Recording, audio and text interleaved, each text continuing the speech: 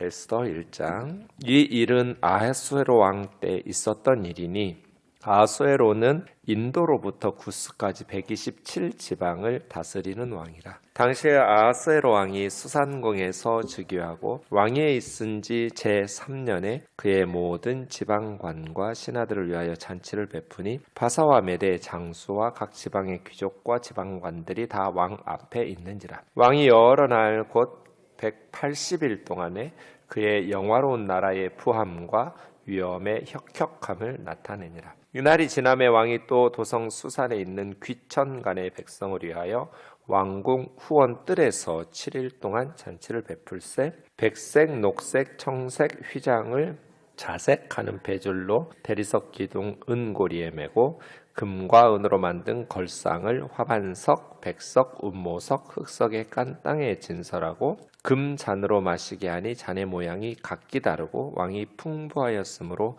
어주가 한이 없으며 마시는 것도 법도가 있어 사람으로 억지로 하지 않게 하니 이는 왕이 모든 국내 관리에게 명령하여 각 사람이 마음대로 하게 함이더라. 왕후 와스디도 아하수에로 왕궁에서 여인들을 위하여 잔치를 베푸니라. 제7일에 왕이 주흥이 일어나서 어전 넷이 무만과 비스다와 하르보나와 빅다와 아박다와 세달과 가르가스 7사람을 명령하여 왕후 아하수디를 청하여 왕후의 관을 정제하고 왕 앞으로 나오게 하여 그의 아리따움을 백성과 지방관들에게 보이게 하라 하니 이는 왕후의 용모가 보기에 좋음이라. 그러나 왕후 와스디는 내시가 절하는 왕명을 따르기를 싫어하니 왕이 진노하여 마음속이 불붙는 듯 하더라. 왕이 사례를 아는 현자들에게 묻되 왕이 규례와 법률을 아는 자에게 묻는 전례가 있는데 그때 왕에게 가까이하여 왕의 기색을 살피며 나라 첫 자리에 앉은 자는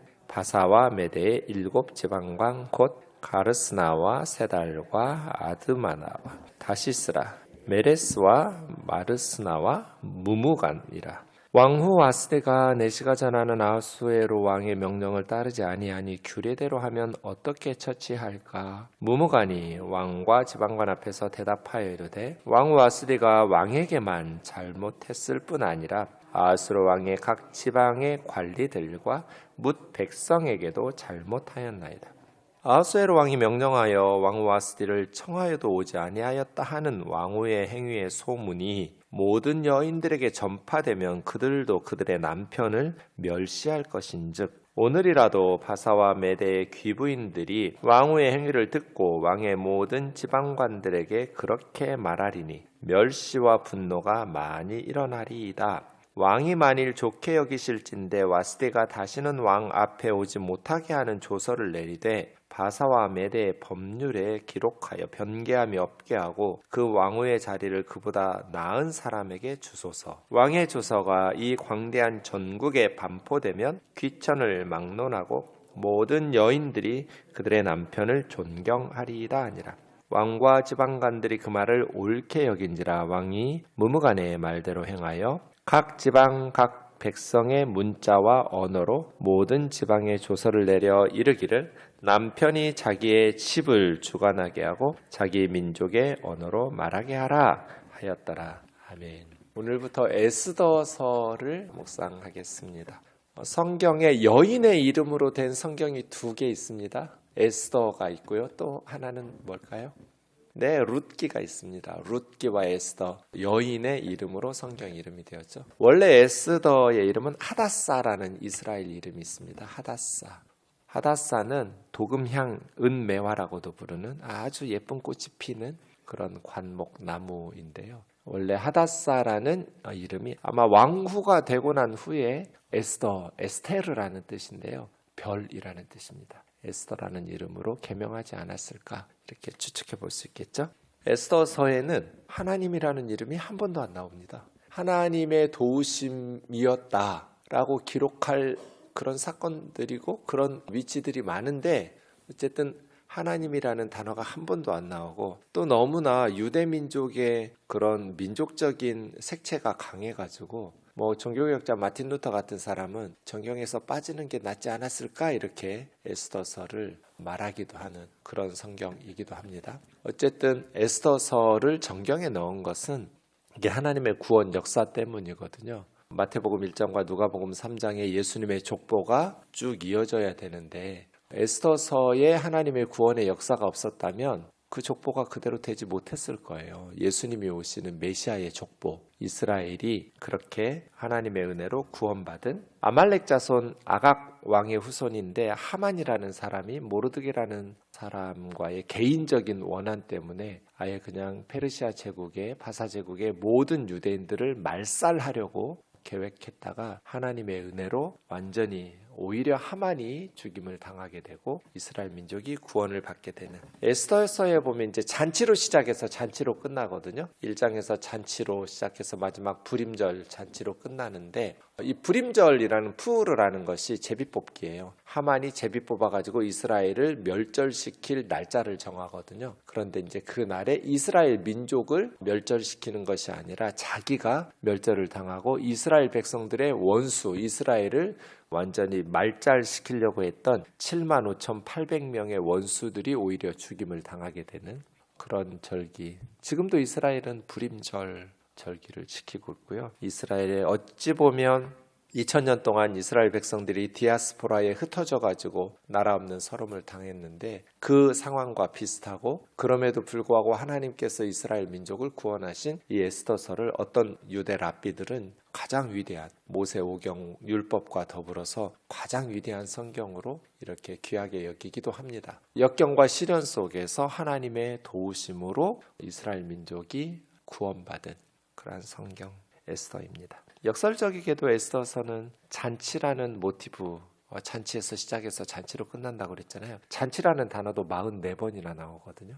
잔치라는 모티브 있지만 가장 중요한 순간에 흥청망청 먹고 즐기는 잔치에서가 아니라 3일 동안의 에스더의 금식, 죽으면 죽으리이다 하면서 이스라엘 백성들의 금식으로 하나님의 구원을 경험하게 되는 그러한 금식이 중요한 역할을 하기도 하는 그러한 성경입니다. 오늘부터 좀 살펴보겠습니다. 이스라엘은 솔로몬이 죽던 해 둘로 나라가 나뉘죠. 북이스라엘은 주전 722년에 아수르에게 멸망하고 나중에 남유다까지 바벨론에게 멸망하잖아요. 이 바벨론 제국을 멸망시킨 나라가 고레스죠. 페르시아 바사 제국의 고레스. 이 고레스는 동부 원정 중에 전사하고요. 고레스의 아들 캄비세스라는 사람 아들이 왕위를 계승합니다. 그런데 이 캄비세스는 사실은 되게 좀 좋은 왕이라는 역사가들의 평가는 없습니다. 결국은 아람에서 시리아에서 스스로 자살하면서 생을 마감하고 캄비세스의 아들이 이제 다리오 1세가 이 아하수에로의 아버지인데요. 나라를 이렇게 평정합니다. 아버지가 자살하고 여러 가지 쿠데타가 일어나고 해서 다리오가 왕위에 있을 때 굉장히 1년에 19번 내전을 일으키고 막 반란이 일어나고 전쟁을 하고 이런 아주 혼란한 상황들을 다리오 1세가 평정을 합니다. 이 다리오 때 학개와 스가랴 선지자가 예루살렘 스룹바벨 성전을 완공하는 다리오의 후원에 의해서 포로후 공동체가 이렇게 제2성전 완공하게 되죠. 그래서 다리오는 엄청나게 통치를 잘합니다. 페르시아 제국의 최대 영토가 다리오 때 이루어졌는데 오늘 본문에도 나오지만 동쪽으로는 인더스강까지 서쪽으로는 아프리카의 구스까지 해서 이제 우리 그 다니엘서 6장 1절에 보면 다리오 왕 때 120도 전국의 통치 지역을 120개의 도로 분류했다. 근데 이제 그의 아들 아하수에로는 127도 7개가 더하는데 영토가 더 많이 확장됐는가? 그렇지는 않습니다. 아버지 다리오 때 영토를 그대로 물려받아서 아마 자신이 통치할 때 아버지 때보다 더 위대한 세대다라고 하기 위해서 7개를 더한 것 같은 학자들은 그렇게 보고 있습니다. 그렇게 다리오 1세 다음에 아하수에로. 다리오 1세는 참 성공적으로 페르시아 제국을 이렇게 광개토 대왕이나 세종대왕처럼 엄청나게 영토를 정복하면서 확장시켰는데 결정적으로 490년에 이게 이제 우리 마라톤 전투라고 하잖아요. 그리스 헬라 제국을 원정을 해요. 그래서 아테네를 정복하고 이렇게 그리스를 정복하려고 엄청난 군대를 보냈는데 계속 이기다가 결정적으로 마라톤 전투에서 페르시아가 아테네에게 패배합니다. 그때가 490년이에요. 그리고 그 전투에서 패배하고 나서 다리오 1세가 엄청난 군사들을 아테네에서 잃고 그렇게 이제 실패하고 죽게 돼요. 그리고 나서 아하수에로가 아버지 다리오 1세를 이어서 왕이 되고 그 다음 아테네 아버지의 원수를 갚으려고 다시 그리스 헬라 제국에 엄청난 군대를 파견해서 전쟁을 합니다. 다리를 놓고 아테네를 정복하고 아테네의 아크로폴리스를 불지르고 그렇게 성공적으로 잘 전투를 하다가 결정적으로 살라미스 해전이라고 그래요. 페르시아가 엄청난 해군력을 자랑하고 있었거든요. 근데 살라미스 전투에서 그리스군에게 대패를 합니다. 살라미스 해전에서 전체 함대의 3분의 1을 잃어요. 그리고 일부를 남겨두고 퇴각할 수밖에 없었는데 결국은 그렇게 하다가 남아있는 군사들도 다 잃고 그 다음에 그리스 원정에 실패한 이 아하수에로 왕은 대규모의 건축을 엄청나게 하고 그렇게 하다가 결국은 암살당합니다. 에스더의 남편 아하수에로는 암살당해서 죽고 그의 아들 아닥사스다가 아버지를 이어서 왕위를 물려받고 이 아닥사스다 때 에스라와 느헤미야가 돌아옵니다. 유다로. 그러니까 이스라엘 백성들이 바벨론 포로로 끌려갔다가 3번에 걸쳐서 돌아오잖아요. 첫 번째는 고레스 왕 때, 고레스 칙령 때 와서 예루살렘 성전 짓고 그 다음에 80여 년 후에 아닥사스다 때 에스라와 느헤미야가 2차, 3차로 돌아오거든요. 그러니까 에스더서는 1차 포로귀환과 2차 포로귀환 사이에 있었던 사건이에요. 그래서 만약에 에스더서에 하나님의 구원의 역사가 없었다면 에스라도 없고 느헤미야도 없는 거죠. 하만의 계획이 성공했다면 에스라와 느헤미야는 다 죽었겠죠. 유대 민족들은. 그런데 에스더의 불임절의 그 하나님의 구원의 역사 때문에 에스라가 있었고 에스라가 없었으면 지금 구약 성경은 없다고 보시면 돼요. 지금 구약 성경을 수집하고 완성하고 성경으로 만든 정경을 거의 이제 결정적으로는 주후 90년 얌니아 회의에서 구약 성경 정경이 완성되는데 그 전에 이미 성경은 거의 에스라 학파에 의해서 완성되었다고 정경으로 확정되었다고 보거든요. 그래서 에스라가 없었으면 지금 이런 모습의 신앙생활을 하기는 어렵지 않았을까. 그런데 그 에스라와 느헤미야가 2차, 3차 포로 귀환해서 예루살렘에 와서 종교개혁을 하고 성벽을 지어서 예루살렘을 안전하게 해서 메시아인 예수님 때까지 이스라엘을 유지할 수 있게 하는 결정적인 구원의 사건이 에스더 사건인 거죠. 그래서 1차 포로 귀환과 2차 포로 귀환 사이에 아하수에로 왕 때 있었던 사건이었다고 보시면 되겠습니다. 1절에 말씀드린 대로 127지방을 다스렸던 아하수에로 왕입니다. 아하수에로, 히브리어로 아하수에로라고 하고요. 그리스 역사가들은 크세르크세스라고 부릅니다. 크세르크세스 왕, 똑같은 사람입니다. 헤로도투스라는 그 시대의 기원전 5세기경의 그리스 역사가에 의하면 이 아하수에로는 굉장히 성격이 급하고 신경질적이고 그렇게 여자들 좋아하고 호색하는 그렇게 좀 부정적인 통치자로 기록하고 있습니다. 2절 수산궁에서 아버지 다리오에 이어서 순적하게 왕이 되었는데 그 페르시아는 도시마다 여러 개의 왕궁이 있었다고 그래요. 주로 겨울에 봄까지 지냈던 궁이 수산궁인데 페르시아 제국에는 4개의 수도가 있었거든요. 그 중에 하나의 수도에 있는 왕궁이기도 합니다. 왕위에 있은 지 제3년에 주전 483년쯤일 것 같고요. 모든 지방 127도의 모든 지방과 신하들을 위해서 잔치를 베푸니 바사와 메대, 바벨론을 정복한 나라가 페르시아와 메대와 바사 연합군이 바벨론을 함락시킵니다.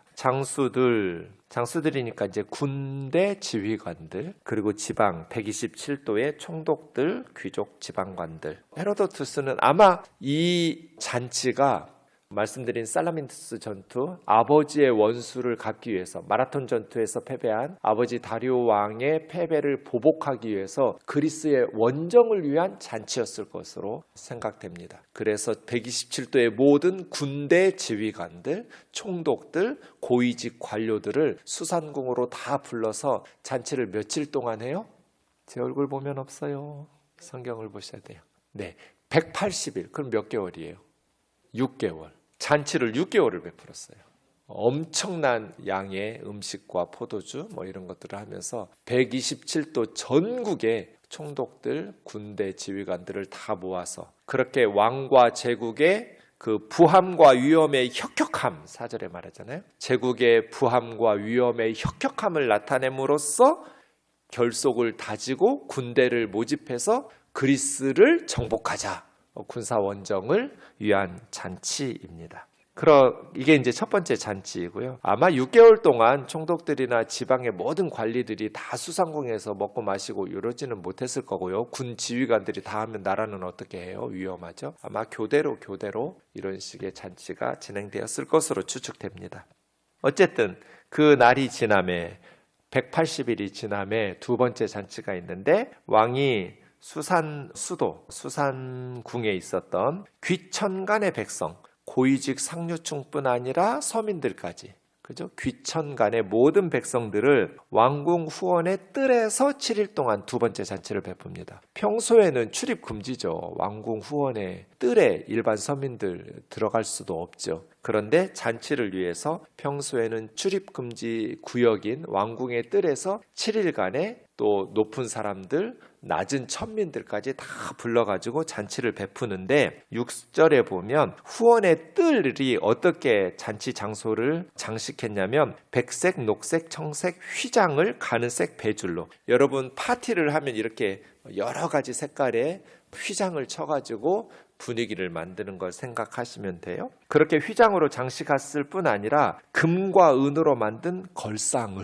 의자들을 금과 은으로 만든 의자들을 배열해 놓았어요. 그리고 바닥 땅에 어떻게 했냐면 화반석, 백석, 운모석, 흑석을 바닥에 깔았고요. 그 다음에 마시는 잔은 금잔이에요. 근데 잔의 모양이 똑같은 게 하나도 없어요. 금으로 만든 포도주 잔이 각각 다 다른 거예요. 수많은 사람들을 초대해서 잔치를 베풀었는데, 보통 잔치에는 똑같은 잔으로 딱 할 것도 같은데 금으로 만든 잔이 모양이 다 제각각 달랐다. 그만큼 왕이 풍부하였으므로 아하수에로 왕은 부유한 거죠. 그만큼 크세르크세스 왕이 부유했어요. 어주가 한이 없으며 왕이 잔치에 베푸는 술이 다함이 없고 마시는 법도가 있어 사람을 억지로 하지 않게 하였으니, 번역이 좀 어색한데요. 원래는 어전 음주법이 있죠. 마시는 법도가 있는데 이때는 왕이 특별히 이렇게 관리들에게 명령해서 억지로 마시지 않게 하는 거예요. 국내 관리에게 명령하여 각 사람의 마음대로 하게 하려 함이라. 원래는 사실은 술을 마시지 못하면 굉장히 괴로워요. 조선시대에도 그렇고요. 왜냐하면 관리들은 왕 앞에서 함께 술을 마셔야 되기 때문에, 근데 술을 마시지 못하는 그런 관리들은 굉장히 곤혹스럽겠죠. 그래서 어전 음주법이 있고 술을 강제로 마셔야 되는데, 이때 왕은 그냥 강제로 마시지 않아도 되도록 원하는 대로 많이 마시고 싶으면 많이 마시게 하고, 마시기 싫으면 그냥 강제로 마시지 않도록 하는 법도가 있었지만 왕이 관리에게 명령해서 마음대로 하게 하라고, 사람들이 원하는 대로. 그렇게 두 번째 7일간의 왕궁 뜰에서의 귀천을 막론한 잔치도 끝나고, 세 번째 잔치가 나오는데 왕후 와스디도 왕궁에서 여인들을 위하여 잔치를 배설하니라. 그때는 대개 이제 남자들과 여자들이 따로 합석을 해서 같이 술 마시고 음식 먹고 이러지를 않고 따로 있죠. 그래서 와스디 왕후가 부인들을 위해서 별도의 연회를 주관하고 있는 것이죠. 문제는 10절입니다. 제7일에 모든 잔치가 성공리에 마무리되어 갈 쯤이죠. 이제 모든 잔치가 끝나고 성공적으로 마무리되어져 가던 순간에 갑자기 예상치 못한 사건이 발생했어요. 그것이 왕의 주흥에서부터 시작됐어요. 왕이 주흥이 일어나서, 이 말이 뭔 말이에요? 술 먹고 기분이 좋아서 그 말이에요. 남자들 왜 이런지 모르겠어요. 술이 문제예요. 술이 문제. 세례 요한도 술 때문에 그 헤로드 안디바가 세례 요한의 목을 쳤잖아요. 술 먹고 주흥이 일어나가지고. 이 아하수에로도 마찬가지예요. 잔치 잘했어요. 180일 동안 잔치하고 7일 동안 귀천을 막론하고 잔치하고 부인들도 기분 좋게 마음껏 즐기고. 문제는 이 아하수에로 왕이 술 먹고 기분이 좋아서 127도에서 모인 총독들, 또 고관들, 또 많은 사람들 앞에서 자기 부인 와스디를 자랑하고 싶은 거예요. 왜냐하면 겁나 예쁘거든요. 자기 아내 와스디가 너무나 아름다운 것을 알고 이 사람들 앞에 왕후 와스디의 아리따움을 자랑하고 싶었던 그런 술기운의 그런 모습이 있었던 거예요. 그래서 왕궁의 7명의 어전 내시들을 왕후 와스디에게 보냅니다. 왕후의 관을 정제하고 왕 앞으로 나오게 하여 그의 아리따움을 묵백성과 지방관들에게 보이게 하라. 왕후의 용모가 보기에 좋음이라. 여러분 같으면 어떻게 하실 것 같으세요?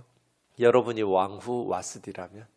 근데 와스디가 내시가 전하는 왕의 명령을 따르기를 싫어하니 거절을 해요. 내시들이 전하니까 아하수에로 왕이 진노하여 마음속이 불붙듯 하더라. 너무나 화가 나가지고 마음에 불이 일어나 버렸어요. 남편의 마음에 화가 머리 끝까지 치밀어 올랐어요. 그래서 법도를 잘 알고 있는 조언하는 현자, 지혜로운 자들에게 그렇게 이거 법률과 규례에 의하면 어떻게 처리해야 되냐, 저 왕후 와스디를. 그런데 그 현자들이 왕의 안색을 살펴보니 지금 마음에 불 붙었잖아요. 지금 화가 머리 끝까지 치밀어 올라가지고 갑자기 술 먹다가 지금 난리가 난 거잖아요. 그러니까 눈치 보면서 왕이 듣기 좋은 말로 조언을 해요. 특별히 무무간이라는 사람이 많은 127명의 총독들, 지방 관리들 앞에서 이것은 왕에게만 잘못한 것이 아닙니다. 여기 있는 모든 사람들에게, 그리고 페르시아 제국의 모든 남편들에게 왕후 와스디는 잘못을 저질렀습니다. 왕이 불렀는데 아내가 거절했다. 그 말을 들으면 페르시아 제국의 부인들이 자기 남편에게 어떻게 하겠습니까? 자기 남편 말 안 듣지 않겠습니까? 왕후도 남편이 부르는데도 안 가는데, 왕이 불러도 안 가는데 니는 뭔데 나를 네 맘대로 하려고 하냐? 집집마다 부인들이 이렇게 남편에게 대하지 않겠습니까? 라고 조언을 하는 거예요. 왕후의 위를 폐하고 대체할 새로운 왕비를 간택해서 뽑아야 됩니다. 이렇게 그보다 더 나은 사람에게 왕후의 자리를 주소서. 그대로 진행되는 거예요. 127도에 이게 67개 부족이 있었거든요. 페르시아에는 67개의 부족의 언어들로, 각 언어들로 다 127도 페르시아 전역에 그렇게 남편이 자기 집을 주관하게 하라고 조서를 내려서 왕후 와스디를 폐합니다. 와스디는 왜 자기 남편의 초대에 응하지 않았을까요? 정확하게 성경에서 말하고 있지는 않아서 수없이 많은 추측들을 합니다. 기록되지 않아서 정확하게 알 수는 없지만 어떤 게 맞는지도 우리는 정답은 알 수는 없어요. 많은 분들은 그 당시에 예법에 많지 않다. 이 아하수에로 왕의 명령이 그 시대의 문화와 그 왕실의 법에 합당하지 않기 때문에 여인들 따로 잔치하는 것에서 볼 수 있지만, 그렇게 남자들이 모여있는 자리에 여성이 공개적으로 나가가지고 그렇게 하는 것은 예법에 맞지 않다, 이렇게 설명하는 성경학자들도 있고요. 또 아주 심하게 말한 분들은 그냥 갈 수도 있지 않아? 자기의 아름다움을 자랑하고 싶어서 왕후의 옷을 예쁘게 입고 왕후의 관을 정제하고 와서 이렇게 왕이 기분이 너무 좋아서 당신 너무 아름답고 예쁘니까 사람들 앞에 자랑하고 싶어 합니다. 내시들이 말할 때 이 치기 어린 양반, 그래 내가 예쁘니까 하고 예쁘게 입고 나가서 남편 기도 좀 살려줄 수도 있잖아요. 그런데 안 했단 말이에요. 그래서 어떤 성경학자들은 좀 과한 추측을 하기도 해요. 사실은 예쁜 옷 입고 왕비의 옷을 입고 왕관을 쓰고 이지만 알몸으로 왕관 쓰고 나오라고 했다, 이런 식으로 추측하는데 그런 것 같지는 않고요. 전혀 근거가 없이, 만약에 그런 것들이라면 페르시아 제국에 이런 식의 조서가 내려져 있을 것 같지는 않아요. 어쨌든 와스디는 이랬을 것 같아요. 지금 7일간 잔치하면서 남자들만 모여 있는데 다 술 취해 있단 말이에요. 주흥이 일어났어요. 거기에 꼭두각시처럼 불려나가서 무슨 좋은 대접 받겠어요, 남자들이. 이런 것들에 대한 거부감이 있었던 것 같아요, 와스디에게는. 이게 공중 예법에 맞지도 않거니와 평소처럼 지금 뭐 중요한 일을 의논하는 그러한 국사를 논하는 자리도 아니고 술 먹고 잔치하고 지금 남자들이 잔뜩 술 취해 있는데 자기 혼자 가가지고 마치 놀이개처럼 기생처럼 아마 이렇게 취급당하는 것이 싫었을 것 같아요. 그래서 여러 가지 뭐 아람어로 번역된 구약의 탈굼이나 이런 것들에 보면 다른 설명들을 덧붙이기도 하는데 오늘 본문에 원래 이제 그 와스디가 바벨론 왕의 공주 출신이거든요. 그때 그 다리오 왕은 그 전에 캄비세스가 자살하잖아요. 그리고 계속해서 쿠데타들이 일어나고 그럴 때 다리오 왕이 캄비세스에 의해서 세 번째 페르시아의 왕이 되는데 원래 왕의 아들이 캄비세스의 아들이 아니에요. 다리오는 지방 관리 중에 이렇게 물론 왕의 혈통 반개 혈통이기는 하지만 다리오 왕이 그의 아들이 아하수에로거든요. 다리오의 아들이. 그러니까 탈굼 같은 데서는 너희 아버지가 우리 아버지 부하였어. 그냥 신하였어. 어디 감히 바벨론 공주 출신인 나를 술자리에 불러다가 분수도 모르고 왕이 됐다고 이런 식으로 하는 말들까지 집어넣기도 해요. 아람어로 번역된 에스더서의 탈굼역에 보면 이런 것들은 다 추측이에요.